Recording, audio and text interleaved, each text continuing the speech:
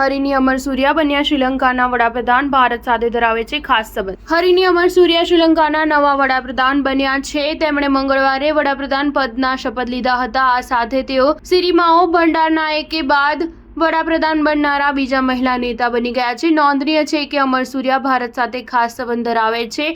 National people's પાવરના 54 વર્ષીય નેતા અમરસૂર્યાને રાષ્ટ્રપતિ અનુરા કુમારા દિસાનાયકે શપથ અપાવ્યા હતા। આ ઉપરાંત દિસાનાયકે 4 સભ્યોના મંત્રીમંડળની રચના કરી છે, જેમાં તેઓ પોતે પણ શામેલ છે। અમરસૂર્યાને ન્યાય, શિક્ષણ, શ્રમ, ઉદ્યોગ, વિજ્ઞાન અને ટેકનોલોજી, આરોગ્ય તેમજ રોકાણ મંત્રાલયનો હવાલો સોંપવામાં આવ્યો છે। તેમણે પૂર્વ વડાપ્રધાન દિનેશ ગુણવર્ધનેના સ્થાને આ જવાબદારી સંભાળી છે। રાષ્ટ્રપતિ પદની ચૂંટણી બાદ દિનેશ ગુણવર્ધનેએ પોતાના પદ પરથી રાજીનામું આપી દીધું છે। તમને જણાવી દઈએ કે હરિની અમરસૂર્યાનો ભારત સાથે ખાસ સંબંધ છે। તેમણે તેમના કોલેજના પ્રારંભિક વર્ષોનો અભ્યાસ દિલ્હી યુનિવર્સિટીમાં કર્યો હતો। અમરસૂર્યાએ 1991થી 1994 દરમિયાન દિલ્હી યુનિવર્સિટીમાંથી સમાજશાસ્ત્રમાં સ્નાતકની ડિગ્રી હાંસલ કરી હતી। આ કારણસર તેમના વડાપ્રધાન બનવાથી ભારત અને શ્રીલંકા વચ્ચે મજબૂત સંબંધ બનશે તેવી આશા વ્યક્ત કરવામાં આવી રહી છે। સ્ટાર ન્યૂઝ 7 હંમેશા સચ્ચાઈની સાથે।